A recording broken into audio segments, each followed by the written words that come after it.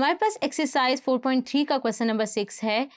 अगर आप देखें हमारे पास क्या है, रेडिकल इक्वेशन दी हुई है, हमने यहाँ से x की वैल्यूज़ फाइंड करनी है। तो अगर मैं क्या करूँ, मैं इसको लिख लूँ x square plus x plus 1। आप देख सकते हैं हमारे पास ये क्या है, a x plus b c x plus d क्या है, ये यानी ये दो टर्म्स जो है हमारे पास क्या है, बराबर है। अगर मैं इसको लिख लूँ 1 plus x square plus x minus 1, क्या कहते हैं, दोनों साइड पे स्क्वायर ले लेते हैं, taking square on both side. जब हमने स्क्वायर रूट को कैंसिल हो जाएगा हमारा स्क्वायर रूट, जब हमने स्क्वायर लिया तो ये क्या आ जाएगा 1 plus x square plus x minus 1 का होल स्क्वायर। तो अब यहाँ पे क्या करते हैं, a plus B whole square का फार्मूला ओपन कर लेते हैं और लेफ्ट साइड को ऐसे ही लिख लेते हैं।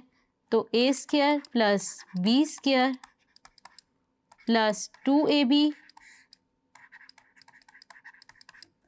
यहाँ से क्या करते हैं, टर्म्स कंबाइन कर लेते हैं। आप देखें ये हमारे पास क्या कैंसिल हो रहा है, ये भी कैंसिल हो रहा है, ये भी हो रहा है। हमारे पास क्या टर्म्स कैंसिल हो गई, ये 1 भी इसके साथ क्या हो जाएगा, कैंसिल हो जाएगा।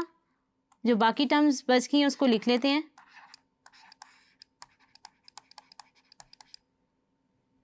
अब हमारे पास क्या रिजल्ट आ जाएगा, अगर हम दोनों साइड पे क्या करें, स्क्वायर ले लें, तो क्या है, ये 4 हो जाएगा और ये क्या आ जाएगा, x square plus x minus 1।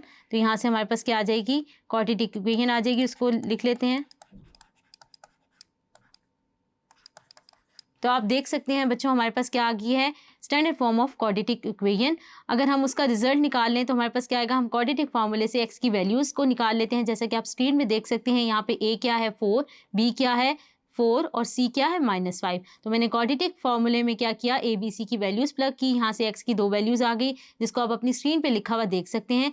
तो हमारे पास क्या आ गया है, both root satisfy the equation. तो हमारे पास सोल्यूशन सेट क्या आ जाएगा, जो हमारे एक्स की हमने वैल्यूज़ निकाली हैं, जिसको आप स्क्रीन पे लिखा हुआ देख सकते हैं।